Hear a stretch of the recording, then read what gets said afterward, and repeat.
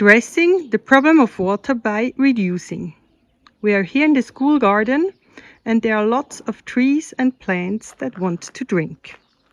We can reduce the amount of water we are giving them by the technique of mulching. Mulching means to cover up the earth. I'll show you an example here. We have a young fig tree and a young olive tree and a thick layer of mulch. So to show you, we have the temperature outside. Where is it there? Like 34 degrees. And we have the temperature down here under the mulch. 20.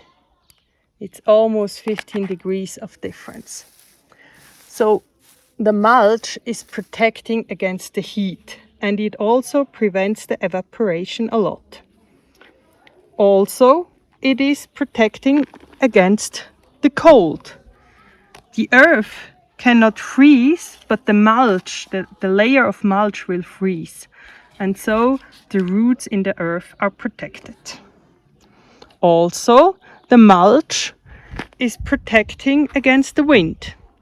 Wind is taking away a lot of the moisture, and it can also take away the earth, the rich humus earth. So, and then the mulch is also protecting against weeds, because here under the thick layer the weeds don't get sun and they hardly grow. And here they can easily grow. And as last, the mulch also protects against heavy rains.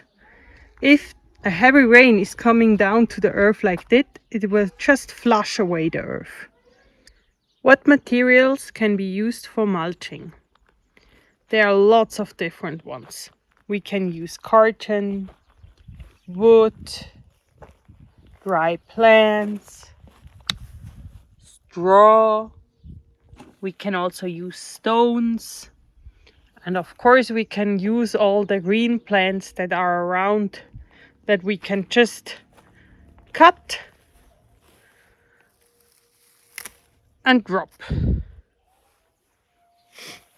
We have to be careful though, because some of the plants have already produced seeds, and these seeds we don't want in our vegetable beds. So I would also cut them and give them to the chickens. The advantage of the organic material is that they will feed the top soil life. And here we have an example of two other materials that can be used for mulching. For one, there are stones which keep the cold and the moisture under it. And the other one is carton, which will decompose and become earth eventually. So I want to show you the difference of the temperature here. So we have here 35 degrees. And 1 second, take the stone away. And then I show you under there. It's 19. It's almost 15 degrees of difference.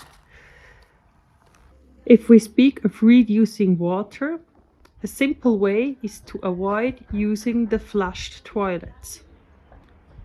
Here we have a compost toilet. And to see how much water we can avoid using, we will first do the maths. Let's see how much water this toilet tank can hold. We measure from here until here, 30 centimeters. We measure from here to here, also 30 centimeters, because we are interested of the inside volume. And we measure from here to here. It is a bit more than 10 centimeters. So, if we calculate this in liter, it would be about 10 liters, 9 to 10 liters. Let's calculate with 8 liters. The toilet is holding 8 liters. If someone uses the toilet, 8 liters are flushed away. In this school we have more than 100 teachers and students, and we calculate with 100. We take an average of using the toilet 2 times a day.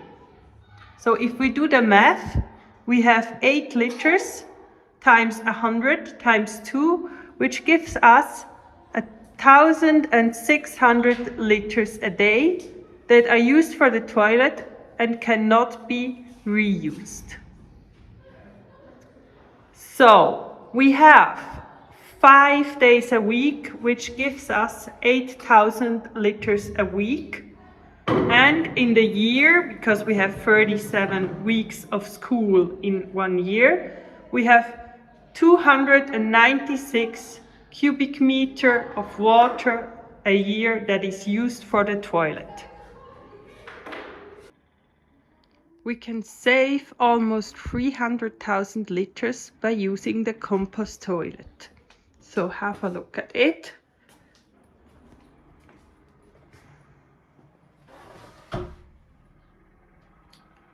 Here is an explanation. We are not using water to flush, but we are using sawdust. And we can also add carbon to reduce the smell. Then we can sit happily on the toilet. And the product of this toilet we can compost. The product of this toilet will become compost. And this is how we do it. Taking the bucket, and I'm taking this bucket to the compost place. Now to turn this into something useful, we need to compost it. This is a slow and a cold compost, and the fungus and the microbes will process it.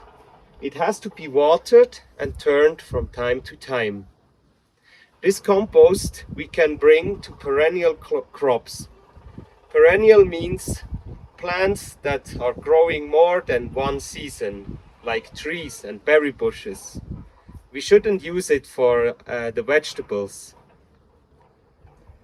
This is also a big benefit because if we are feeding the soil with this kind of compost, it can hold the water much better in place. So the problem of using a lot of water from the toilet is becoming a solution while feeding the soil life.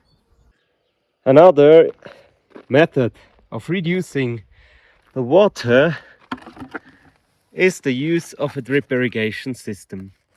It's very easy to use. You just connect and open the tap. Now the drippers start to work. There's one here.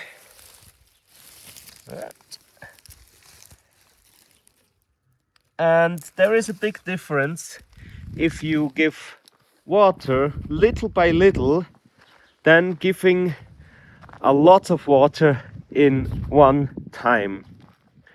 Because if you give water little by little, the water can infiltrate very easily. This tree has been watered 1 hour ago by a drip irrigation, and now the surface looks quite dry, but the dripper is back here. Here it's humid, but if we start to dig, we see it is moist down here, and it's also reaching the deeper layers of the ground. I stop digging here now, but you get the idea.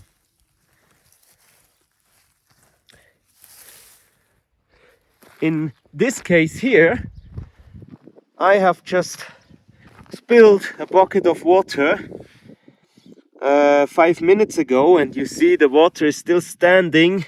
It is not held in place. It has been running over here, and this will lead to a lot of evaporation. If I'm now digging down, it is just the first maybe 3 to 4 centimeters. So if we water in the morning and there is a sunny day with a lot of heat, most of the water will just evaporate. Here I want to show you one more time. I've been watering this tree very carefully so the water can filter in, and if I'm doing it this way, I will be standing here for maybe 20 minutes so the water is getting into the right place. If I'm just using all the water from here, I think it's clear what's gonna happen. Goodbye. It's going everywhere, but not where it should be. So with a drip irrigation system, we can save up to 70% of the water given to the plants. There are many benefits of using a drip irrigation system. Most beneficial probably is the saving of the time. While I'm turning this on, I'm watering 100 trees at the moment. And still this contains risks. Because if I now walk away and I forget about it, a lot of water will be gone. It makes sense to stay with the system and set an alarm clock.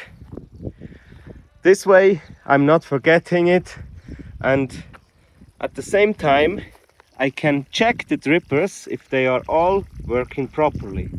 If there is enough pressure or if there is any damage from the sun or from other things. Here you can also exclude some areas from dripping. If I open this, the drippers here will start to drip. Not yet, it's filled with air, but you get the idea. These are some simple tools that you can use while using the drip irrigation system. This is a water filter connected to a timer. And this is a water meter. This is calculating the amount of water going through the pipe. Here you can set how many minutes it should run. And here this filter is helping to keep the sand out of the system that can lead to bigger problems. Now all the tools are installed in a row. It looks a bit funny, but it makes sense to sometimes use them. Especially the filter, because this is keeping sand away. I am now opening the timer for 20 minutes. And I'm opening the tap. Now we see the water meter is starting to run.